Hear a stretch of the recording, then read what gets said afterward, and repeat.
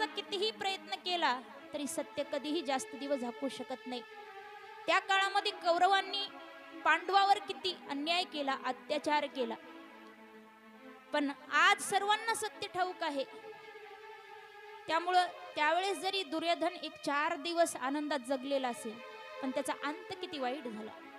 तसं जो अधर्माने वागतो, जो असत्याच्या मार्गावर चालतो, त्याच्या जीवनाचा शेवट अंत कधीही चांगला होत नसतो. महाभारतातून बऱ्याच गोष्टी शिकायला मिळतात, पण आपल्याकडे एवढा वेळ नाही संपूर्ण महाभारत घ्यायला. आणि भागवतामध्ये महाभारत असं विस्ताराने सांगितलेलं नाही. भागवतामध्ये महाभारताचा डायरेक्ट शेवट वर्णन आलेला आहे. राजा परीक्षितीच्या चरित्रापासून त्याच्या आधी फक्त युद्धाचा जो अंतिम पडाव आहे तिथून वर्णन आलेलं आहे. भागवतामध्ये असं वर्णन आलं की महाभारताचं युद्ध झालेलं आहे आणि भीम भैयाने दुर्योधनाच्या मांड्या फोडल्या आहेत. इथून वर्णन आलेलं आहे भागवतामध्ये.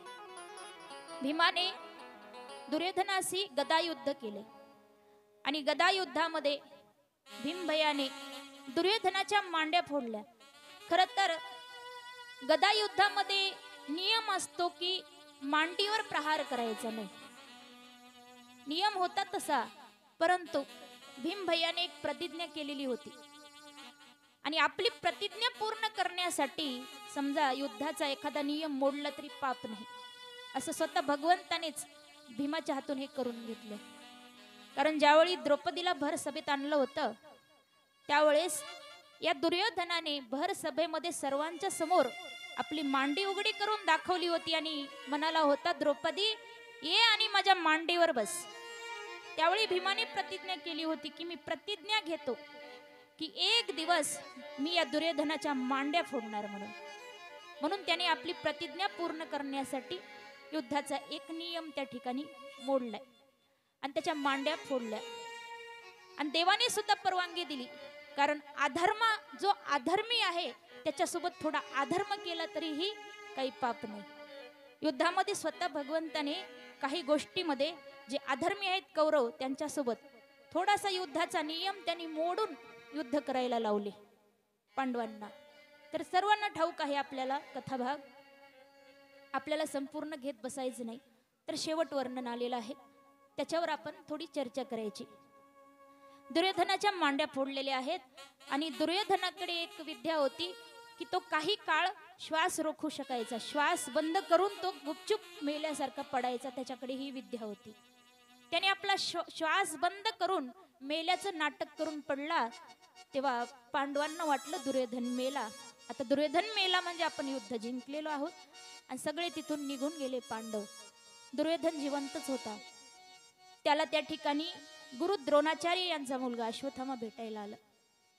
तेव्हा दुर्योधनाने अश्वत्थामाला शेवटचा सेनापती बनवलं. सांगितलं, अश्वत्थामा आता केवळ तूच आहेस माझा जीवलग मित्र, तूच माझी मदत कर. मला खूप वाईट वाटतंय की आम्ही 100 भाऊ होतो, त्यातले 99 तर मला सोडून गेले, मरण पावले. आता मी सुद्धा आता काही क्षणात मरू शकतो, पण मरण्याच्या अगोदर आम्ही 5 पांडवापैकी एकाला सुद्धा मारू शकलो नाही, त्याचं मला फार दुःख वाटते. पण हे माझं स्वप्न तू पूर्ण करून दाखव. मी डोळे झाकण्याच्या अगोदर, मी मरण्याच्या अगोदर एक तरी पांडव मेल्याची बातमी मला येऊन सांग, एवढी माझी इच्छा पूर्ण कर. बघा, जे दुष्ट माणसं आहेत ना ते मरेपर्यंत सुधारत नाहीत, मरताना सुद्धा ते दुसऱ्याचं वाईटच चिंतन करतात. त्या काळात एकच दुर्योधन होता, मरण पावला, पण त्याचे वंशज आता एवढे वाढलेत दुर्योधनाचे, घराघरामध्ये दुर्योधन झालाय की दुसऱ्याचं फक्त वाईट चिंतणार, दुसऱ्याचं फक्त वाईट करायचा प्रयत्न करणार, आणि दुसऱ्याचं वाईट करण्यासाठी स्वतःचा नाश झाला तरी चालेल. म्हणजे स्वतःचं पोरग नापास झालं याचं वाईट वाटत नाही, पण शेजाऱ्याचं पोरग नापास झालं पाहिजे. शेजाऱ्याचं पास झालं ना आपलं नापास झालं दुःख होतं. मग आपलं जरी नापास झालं पण शेजारचंही नापास झालं यामध्ये फार आनंद वाटतो. अहो, एक माणूस होता, त्याला शेजारच्या माणसाचं काहीच देखवायचं नाही, आणि तो शेजारचा माणूस एकदम इमानदार होता. इमानदारीने जगायचा, कष्ट करायचा, मेहनत करायचा, आणि दिवसेंदिवस त्याची प्रगती होत होती. आणि हा जो जलनखोर होता तो मात्र सतत जळत राहायचा की हा कसा पुढे चाललाय, याचं कसं बरं होतंय, याचं कसं चांगलं होतंय. मग त्या इमानदार माणसाने एक दुकान टाकलं, मोठं दुकान, आणि त्याने एके दिवशी शुभ मुहूर्त काढून त्या दुकानाचं उद्घाटन ठेवलं. मग हा जो त्याचा शेजारी होता जलनखोर, याला देखो ना, याचं आधीच एवढं चांगलं झालंय ना, आता एक नवीन दुकान टाकलंय, अजून याचं किती बरं होणार, याचं वाईट कसं झालं पाहिजे म्हणून एका जाणत्याकडे गेला आणि त्याला म्हणायला लागला, माझ्या शेजाऱ्यानं दुकान टाकले, त्याचं दुकान चालू नाही म्हणून काही उपाय असला तर सांगा. फार लोक असं करतात बरं का, दुसऱ्याचा कुठला व्यवसाय बंद पडावा म्हणून असं भरपूर जादूटोनाही करायला पाहतात. तर मग गेला जाणत्याकडे की त्याचं दुकान बंद पडलं पाहिजे, उपाय काही आहे का. तो जाणता तोही भोंदू होता, त्याला काही कळत नव्हतं. पैसे काढण्यासाठी त्याने एक उपाय सांगितला की शेजाऱ्याचं दुकान जर बंद पाडायचं असेल तर एक काम करायचं, त्याचा जो मुहूर्त ठरलाय ना उद्घाटन करायचं, त्या मुहूर्तावर अपशकुन घडवायचा, म्हणजे अपशकुन झाला की त्याचं दुकानच चालणार नाही, काहीच दिवसात बंद पडेल. तो माणूस म्हणाला, मग अपशकुन होण्यासाठी काय करायचं, कशा प्रकारचं अपशकुन. तेव्हा जाणत्याने सांगितलं, दुकानाचं उद्घाटन करत असताना जर एखादा नाक कापलेला माणूस समोर गेला ना तर अपशकुन होईल, दुकान चालणार नाही.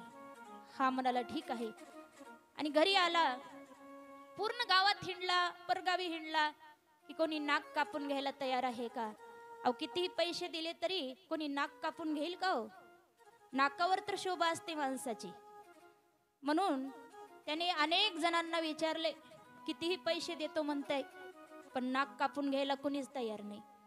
शेवटी दुकानचा शुभ मुहूर्त ज्या दिवशी आहे तो दिवस उजाडला, उद्घाटनाची वेळ जवळ येऊ लागली. याला राहावंच ना, याच्या अंगाची तगमग तगमग होते की कसं करावं, अपशकुन करायचंय, अपशकुन करायचंय. तिकडे आता उद्घाटनाला सुरुवात होणार, याला राहावलंच नाही. पळत गेला किचन मध्ये, चाकू घेतला आणि स्वतःच नाक कापलं आणि दुकानच्या पुढे जाऊन उभा राहिला.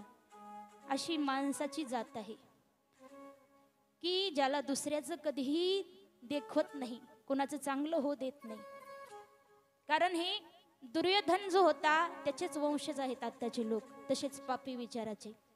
मरताना सुद्धा हा दुर्योधन चांगला विचार करत नाहीये. मरताना सुद्धा म्हणतोय की एकतरी पांडव मेल्याचं मला कळावं, पांडवांचा विनाश झालेलं कळावं तर मला चांगलं सुखानं मरण येईल म्हणतो. तेव्हा अश्वत्थामा म्हणाला की मी तुझी इच्छा पूर्ण करीन. दुर्योधन, तू मला मित्र म्हणालास तर मी एका मित्राला वचन देतो की मी पांडवांचा नाश करूनच तुझ्याकडे येईल. आणि अश्वत्थामा तिथून निघाला पांडवांना मारण्यासाठी. पण अश्वत्थामा म्हणतो, माझ्यात एवढी एकट्यामध्ये ताकद नाही की मी 5 पांडवांचा मुकाबला करू शकेल. म्हणून त्यांना मारायचं तर चोरून लपून त्यांच्यावर वार करायचा. असं समोरासमोर वार केला तर ते फार ताकदवान आहेत पांडव. म्हणून त्याने विश्वासघात करायचं ठरवलं, पाठीवर वार करायचं, चोरून लपून वार करायचं. म्हणून रात्रीच्या अंधारामध्ये पांडव झोपले की त्यांना झोपेतच मारायचं असं ठरवलं अश्वत्थामाने. आणि वाट पाहून बसला, अंधार पडण्याची वाट पाहू लागला, लपून बसला. आणि जसा अंधार पडला, देवाला सगळं ठाऊक असतं. देवाने त्या दिवशी मुद्दाम पांडवांना आणि द्रौपदीला घेऊन शिबिरापासून लांब गेलेले आहे. लांब जाऊन बसलेत, त्यांना घेऊन गप्पा मारत, रात्रभर गप्पा मारत बसलेत. पण पांडवांना काही शिबिराकडे येऊ दिलं नाही देवाने त्या दिवशी. आणि इकडे पांडवांचे पोरं होते, मुलं होते. द्रौपदीपासून जन्माला आलेले 5 मुलं होते, द्रौपदीचे पांडवांपासून जन्माला आलेले. ते 5 जण विचार करतात, आज आपले पिताजी नाही तर आज त्यांच्या शिबिरामध्ये आपण झोपायचं. बघा नियती कशी असते. म्हणतात ना, ज्याचं मरण जिथं आहे ना तिथं त्याला घेऊनच जातं. एखाद्या माणसाचं जिथं मरण लिहिलंय तिथं बरोबर त्या माणसाला घेऊन जातात. मी आज सकाळीच बातमी पाहिली मोबाईलवर की आपल्या राज्यात म्हणजे मध्य प्रदेश का कुठंतरी घडली की एक परिवार एका बकऱ्याचा बळी देण्यासाठी कुठल्या तरी देवीच्या मंदिरात जाऊ लागले गाडीत बसून. 4 जण होते गाडीमध्ये, बकरा 5वा सोबत होता. जात असताना वाटेमध्ये त्या गाडीचा ड्रायव्हर, त्याचा तोल सुटला, नियंत्रण सुटलं गाडीवरचं आणि गाडी कोरड्या नदीत पडली. नदीत पडल्यावर त्या गाडीचा चुरा झालाय. 4 माणसं जागेवर मरण पावली. ज्याचा बळी द्यायला घेऊन चाले ना तो बकरा वाचलाय. बघा किती कमाल आहे.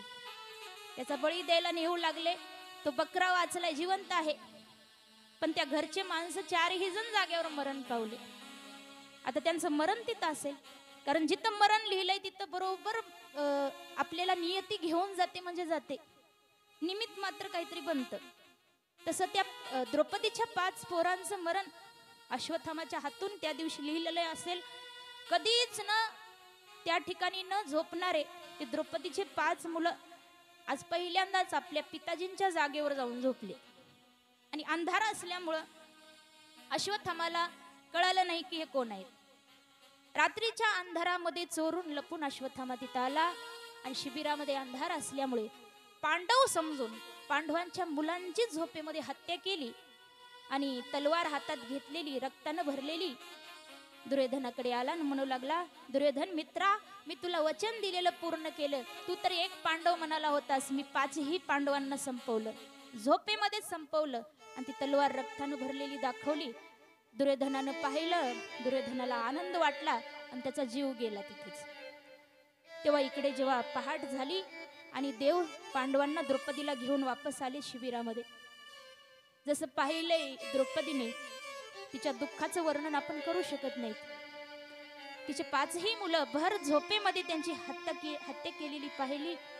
द्रौपदी विलाप करू लागली, रडू लागली. पांडवांनी शोध घेतला की आपल्या मुलांना मारलं कोणी. तेव्हा त्यांना शोध लागला, मुलांचा मारेकरी अश्वत्थामा आहे. अश्वत्थामाला त्यांनी पकडलं आणि त्यांना अश्वत्थामाला आणून द्रौपदीच्या पुढं बसवलं, कारण तो सर्वात मोठा अपराधी द्रौपदीचा होता. तिचे 5 मुलं त्यांनी भर झोपेमध्ये मारले होते. द्रौपदीनं जसं पाहिलं की अपराधी कोण आहे तर गुरु द्रोणाचार्य यांचा मुलगा आहे, तसं द्रौपदी शांत झाली आणि सर्वांना विनंती करते की याला सोडून द्या, याला मारू नका. जरी हा माझ्या मुलांचा मारेकरी आहे तरीही मी विनंती करते की याला मारू नका, कारण हा गुरुपुत्र आहे, गुरुचा मुलगा आहे, ब्राह्मण आहे. त्यामुळे ब्राह्मणाचा वध करू नये, गुरुबंधूचाही वध करू नये, पाप आहे. त्यामुळे तुम्ही याला सोडून द्या. द्रौपदी जिने स्वतः एवढं दुःख झालंय पण दुसऱ्याच्या दुःखाचा विचार केलाय. ती म्हणते अश्वत्थामाच्या आईला दुसरा कोणाचा आधार नाही, तिचा एकुलता 1 मुलगा आहे. आधीच युद्धामध्ये पती मरण पावलाय आणि मुलगाही मरण पावला तर तिने जगायचं कसं. असे श्रेष्ठ विचार आहेत तिचे, द्रौपदीचे. तेव्हा मग पांडवांनी ठरवलं की याला मारायचं नाही पण असंही सोडायचं नाही, याला काहीतरी शिक्षा दिली पाहिजे. शास्त्रात असं सांगितलं की एखाद्या ब्राह्मणाची शेंडी कापणे, त्याचा अपमान करणे हत्ये समान आहे. म्हणून त्याचा अपमान करायचा, त्याला विद्रूप करायचं. त्याची शेंडी कापली आणि त्याच्या कपाळावर एक दिव्य मणी होता, तो मणी काढून घेतला आणि त्याला हकलून दिलं तिथून. तेव्हा अश्वत्थामाने पांडवांचा बदला घेण्यासाठी, पांडवांचा आखरी म्हणजे शेवटचा वंशज जो अजून जन्माला आला नव्हता, येणारा होता, उत्तराच्या गर्भामध्ये वाढत होता, जे राजा परीक्षित आहेत ना, ते अजून जन्माला आले नव्हते, आईच्या गर्भात पोटात होते आणि पांडवांचा शेवटचा वंशज होता.